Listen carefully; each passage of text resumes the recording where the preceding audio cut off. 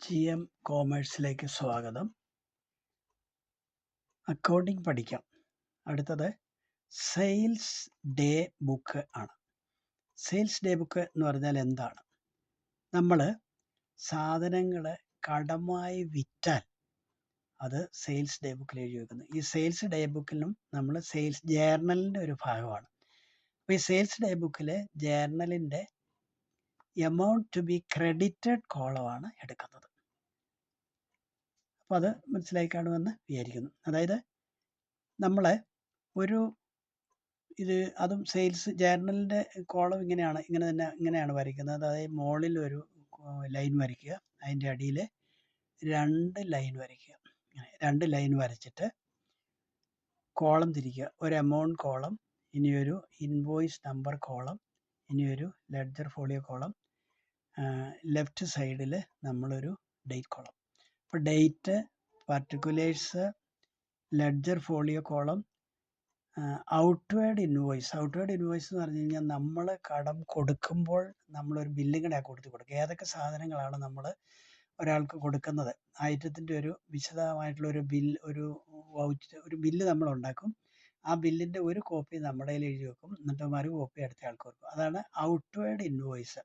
അതായത് നമ്മൾ ഈ ഔട്ട്വേർഡ് ഇൻവോയ്സിൽ നോക്കിയാൽ നമുക്ക് ഏതൊക്കെ സാധനങ്ങൾ കൊടുത്തു എന്ന് അറിയാം. ഇനി ഇവിടെ നമ്മൾ പറയുന്നത് അനിൽ എന്ന് പറയുന്ന ഒരാൾക്ക് 5000 രൂപയുടെ സാധനങ്ങൾ കൊടുത്തു. അത് പല സാധനങ്ങളാണ്. അപ്പോൾ ആ ബില്ല് നോക്കി അറിയാം ഏതൊക്കെ സാധനങ്ങളാണ് കൊടുത്തത്. 5000 രൂപയ്ക്ക് ചിലപ്പോൾ ഒരു 3 ഐറ്റം സാധനമായിരിക്കും കൊടുത്തിരിക്കുന്നത്. അതിൻ്റെ വിലയും എത്ര എണ്ണം ഉണ്ട് എന്നുള്ളതിൻ്റെ കാര്യങ്ങളും ഇനി ഡിസ്കൗണ്ട് എല്ലാം ആ ബില്ലിൽ കാണും. അങ്ങനെ കൊടുക്കുന്ന ബില്ലിനെയാണ് നമ്മൾ ഔട്ട്വേർഡ് ഇൻവോയ്സ് എന്ന് പറയുന്നത്. നമ്മൾ സാധനങ്ങൾ കൊടുക്കുമ്പോൾ ആ കൂട്ടത്തിൽ ഒരു ബില്ലും കൂടെ കൊടുക്കുക, അതിനെ ഔട്ട്വേർഡ് ഇൻവോയ്സ് എന്ന് പറയുന്നു. ഇപ്പം സാധനങ്ങൾ ആർക്കാണ് കൊടുത്തത്? ഇവിടെ പറഞ്ഞേക്കുന്ന അനിൽ എന്ന് പറയുന്ന ഒരാൾക്കാണ് കൊടുത്തിരിക്കുന്നത്. അപ്പോൾ നമ്മൾ അതിൻ്റെ എൻട്രി എന്ന് പറയുമ്പോൾ അനിലിനെ ഡെബിറ്റ് ചെയ്യുക. അത് കഴിഞ്ഞിട്ട് നമ്മൾ സെയിൽസ് അക്കൗണ്ട് ക്രെഡിറ്റ് ചെയ്യണം. അപ്പോൾ നമ്മൾ ഡേ ബുക്കാണ്. ഡേ ബുക്കിൽ നമ്മളിവിടെ എഴുതി വെച്ചു അനിൽ അക്കൗണ്ട് 5000 എന്ന് എഴുതി വെച്ചിട്ട് നമ്മൾ credit sales as per outward invoice number 1. അതായത് നമ്മൾ കടമായിട്ട് വിറ്റതിൻ്റെ ആ ബില്ല് നമ്മളുടെ ഫയലിൽ വെക്കണം. അത് ആദ്യത്തേതാണെന്നുണ്ടെങ്കിൽ അതിനൊരു സീരിയൽ നമ്പർ നമ്മൾ ഇടണം. ഇനി അവിടെ ഡേറ്റ് എഴുതി വെക്കണം. ഇനി രണ്ടാമത്തെ ഒരു ഡേറ്റ് നമ്മൾ കൊടുത്തു. പിന്നെ ഇതിപ്പോൾ ഒരു 10-ാം തീയതി കൊടുത്തെന്ന് വിചാരിക്കുക. ഇനി ഒരു 15-ാം തീയതി ആയപ്പോൾ നമ്മൾ വേറൊരാൾക്ക് കൊടുത്തു. ഒരു സ്മിത്ത് ആൻഡ് കമ്പനിക്ക് കൊടുക്കുകയാണ് ഒരു 10000 രൂപയുടെ സാധനം. അപ്പം സ്മിത്ത് ആൻഡ് കമ്പനി എന്ന് എഴുതിയിട്ട് ഇവിടെ 10000 എന്ന് എഴുതി വെക്കും. 10000 രൂപയുടെ സാധനങ്ങളാണ് കൊടുത്തത്. അത് ഏതൊക്കെ സാധനങ്ങളാണ് എന്നുള്ളത് നമ്മൾ ഈ ബില്ലുകളുടെ ആ കൂട്ടത്തിൽ വെച്ച് കൊടുക്കും. അതിനെയാണ് നമ്മൾ ഇൻവോയ്സ് എന്ന് പറയുന്നത്. അപ്പോൾ രണ്ടാമത്തെ നമ്മൾ എഴുതി വെക്കും invoice number 2, being goods credit sale as per invoice number 2 എന്ന് എഴുതിയിട്ട് ഇവിടെ എഴുതി വെക്കും. ആ ഇൻവോയ്സിൻ്റെ നമ്പറാണ് നമ്മൾ ഈ ഔട്ട്വേർഡ് ഇൻവോയ്സ് കോളം എന്നുള്ള നമ്പർ എന്നുള്ളത് ആ കോളത്തിൽ എഴുതി വെക്കുന്നത്. പിന്നെ ledger folio column, ledger folio column എന്ന് പറയുമ്പോൾ നമുക്കറിയാം ഇത് ജേർണലാണ്. ഇനി ഇതിൻ്റെ ലെഡ്ജറിൽ നമ്മൾ ഈ അക്കൗണ്ടുകളൊക്കെ എഴുതി വെക്കും. അതായത് ഈ സെയിൽസ് അക്കൗണ്ടും എഴുതി വെക്കും. അതുപോലെ തന്നെ നമ്മൾ ഓരോ വ്യക്തിയുടെ അക്കൗണ്ടുകൾ ഓപ്പൺ ചെയ്യണം.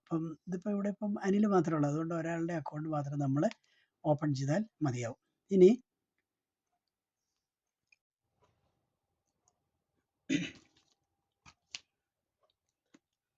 General ledger.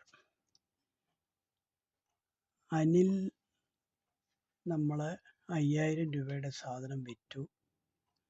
അത് സെയിൽസ് ബുക്കിൽ എഴുതണം. അപ്പോൾ നമ്മൾ സെയിൽസ് ജേർണലിലാണ് നമ്മളത് എഴുതി വെക്കുന്നത്. അപ്പോൾ സെയിൽസ് ജേർണലിൽ നമ്മൾ എഴുതി വെച്ചു അനിൽസ് അക്കൗണ്ട് 5000. ഇനി being goods sold on credit as per invoice number 1 2 ഏതാണോ അത് നമ്മൾ ആദ്യം എഴുതി വെച്ചു.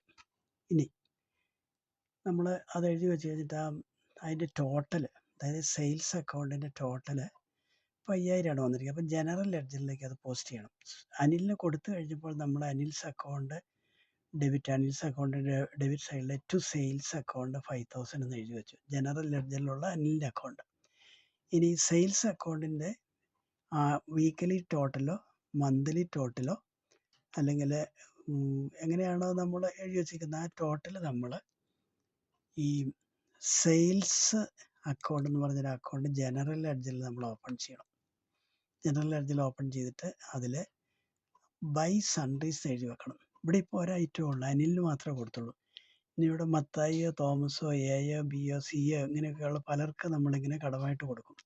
അപ്പം അതിൻ്റെ എല്ലാം കൂടെ ടോട്ടൽ നമ്മൾ സെയിൽസ് ജേർണലിൽ എഴുതി വെക്കും. എന്നിട്ട് ആ സെയിൽസ് ജേർണലിൻ്റെ വീക്ക്ലി ടോട്ടലോ മന്ത്ലി ടോട്ടലോ ഒക്കെ എന്നതാണോ അത് നമ്മൾ അധികാരികൾ നിശ്ചയിച്ചിരിക്കുന്ന രീതിയിൽ സെയിൽസ് അക്കൗണ്ടിലേക്ക് നമ്മൾ ബൈ സൺറൈസ് എന്ന് പറഞ്ഞ് എഴുതി വെക്കും. ഇപ്പം ഇതിപ്പോൾ ഒരാഴ്ചത്തെ ഒരു 10 ഉണ്ടെന്ന് വിചാരിക്കുക. ഈ സെയിൽസ് ജേർണലിൽ ഒരാഴ്ചത്തെ ഒരു 10 ഐറ്റം ഉണ്ടെങ്കിൽ ആ 10 പേരുടെ പേഴ്സണൽ അക്കൗണ്ടിലേക്ക് നമ്മൾ ഡെബിറ്റ് ചെയ്ത് വെക്കും.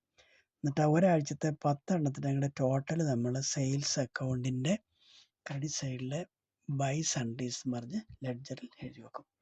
അപ്പോൾ ഇത് മനസ്സിലായി കാണുമെന്ന് വിശ്വസിക്കുന്നു. ഇനി നിങ്ങൾക്ക് ഈ പറഞ്ഞ 4 കാര്യങ്ങളുണ്ട്. ഒന്ന്, പർച്ചേസസ് അക്കൗണ്ടിൽ ക്രെഡിറ്റ് പർച്ചേസ് എല്ലാം എഴുതി വെക്കും. എന്നിട്ട് അതിനോടുകൂടി ഓരോ പർച്ചേസിനും അനുബന്ധമായിട്ടുള്ള ക്രെഡിറ്റ് അതാത് നമ്മുടെ നമുക്ക് തന്നിരിക്കുന്ന ആളുടെ അക്കൗണ്ടിൽ ക്രെഡിറ്റ് ചെയ്യും ജനറൽ ലെഡ്ജറിൽ. എന്നിട്ട്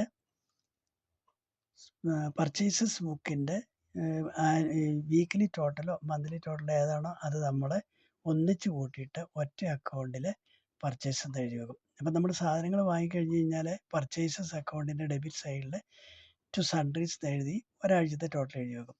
എന്നിട്ട് ജനറൽ ലെഡ്ജറിലെ പർച്ചേസസ് അക്കൗണ്ടിൻ്റെ ആരൊക്കെയാണ് സാധനങ്ങൾ തന്നത് അതിൽ അവരുടെ പേര് നമ്മൾ ക്രെഡിറ്റ് ചെയ്യും. ഇനി സെയിൽസ് ആണെന്നുണ്ടെങ്കിൽ സെയിൽസ് ജേർണലിൽ ആർക്കൊക്കെ നമ്മൾ ഓരോ ഡേറ്റ് കൊടുത്തോ അതെല്ലാം അതാത് ഡേറ്റിൽ എഴുതും. അത് കഴിഞ്ഞിട്ട് അതിൻ്റെ ഈ വീക്ക്ലി ടോട്ടലോ മന്ത്ലി ടോട്ടലോ ഒക്കെ നമ്മൾ ജനറൽ ലെഡ്ജറിലേക്ക് പോസ്റ്റ് ചെയ്യണം. അതായത് ഓരോ തവണയും നമ്മൾ കടമായിട്ട് വിറ്റ് കഴിയുമ്പോൾ അതാത് പാർട്ടിയെ ഡെബിറ്റ് ചെയ്യുക, എന്നിട്ട് സെയിൽസ് ജേർണലിൽ ക്രെഡിറ്റ് ചെയ്യുക. എന്നിട്ട് ഒരു ആഴ്ചത്തെ ടോട്ടൽ വീക്ക്ലി ടോട്ടൽ ഏതാണോ മാനേജ്മെൻറ്റ് തീരുമാനിച്ചിരിക്കുന്നത് അപ്പോൾ ഇവിടെ അതിടുക. ഉദാഹരണത്തിന് ഒരാഴ്ചയിലെ ക്രെഡിറ്റ് സെയിൽ പർച്ചേസസ് എടുക്കുക. ഒരാഴ്ചയിലെ പർച്ചേസസ് എടുത്തിട്ട് നമ്മൾ ജനറൽ ലെഡ്ജറിൽ ഒരു പർച്ചേസസ് അക്കൗണ്ട് ഓപ്പൺ ചെയ്തിട്ട് അതിനെ നമ്മൾ ടു സൺട്രീസ് എന്ന് പറഞ്ഞ് ഡെബിറ്റ് ചെയ്യണം. നമുക്ക് സാധനങ്ങൾ തന്നയാളെ ക്രെഡിറ്റ് ചെയ്യണം. ഇനി സെയിൽസ് ആണെന്നുണ്ടെങ്കിൽ നമ്മൾ ആർക്കൊക്കെ ഓരോ ആൾക്കും കൊടുത്തു കഴിയുമ്പം ജേർണലിൽ എഴുതിവിട്ട ആ പാർട്ടിയുടെ അക്കൗണ്ട് നമ്മൾ ജനറൽ ലെഡ്ജറിൽ ഡെബിറ്റ് ചെയ്യും. അത് കഴിഞ്ഞിട്ട് ഈ സെയിൽസ് അക്കൗണ്ടിൻ്റെ വീക്ക്ലി ടോട്ടലോ മന്ത്ലി ടോട്ടലോ ഏതാണോ നമ്മൾ തീരുമാനിച്ചിരിക്കുന്നത് അത് നമ്മൾ ഈ ജനറൽ ലെഡ്ജറിലെ സെയിൽസ് അക്കൗണ്ടിൻ്റെ ക്രെഡിറ്റ് സൈഡിൽ ബൈ സൺട്രീസ് എഴുതി വെക്കും. ഇതാണ് പർച്ചേസസ് ഡേ ബുക്കിൻ്റെയും സെയിൽസ് ഡേ ബുക്കിൻ്റെയും പ്രത്യേകത. ഇത് മനസ്സിലാക്കി കാണുമെന്ന് കാണിക്കുക. ഇനി നിങ്ങൾ നിങ്ങളുടെ ബുക്കിൽ നോക്കി ഈ പർച്ചേസസ് ബുക്കിൻ്റെയും സെയിൽസ് ബുക്കിൻ്റെയും എൻട്രീസ് എങ്ങനെയാണ് പാസ്സാക്കിയിരിക്കുന്നത്, അതെങ്ങനെയാണ് ട്രാൻസ്ഫർ ചെയ്തിരിക്കുന്നത് നോക്കുക. ഇനി എല്ലാവർക്കും മനസ്സിലായി കാണുമെന്ന് വിചാരിക്കുന്നു. നന്ദി, നമസ്കാരം. ഇനി നിങ്ങൾക്കത് ഇഷ്ടപ്പെട്ടാൽ ലൈക്ക് ചെയ്യണം, ഷെയർ ചെയ്യണം, സബ്സ്ക്രൈബ് ചെയ്യണം. ഇനി വീണ്ടും അടുത്ത പാഠവുമായി കാണാം. അതുവരെ എല്ലാവർക്കും എല്ലാവിധ വിജയാശംസകളും. Okay, thank you.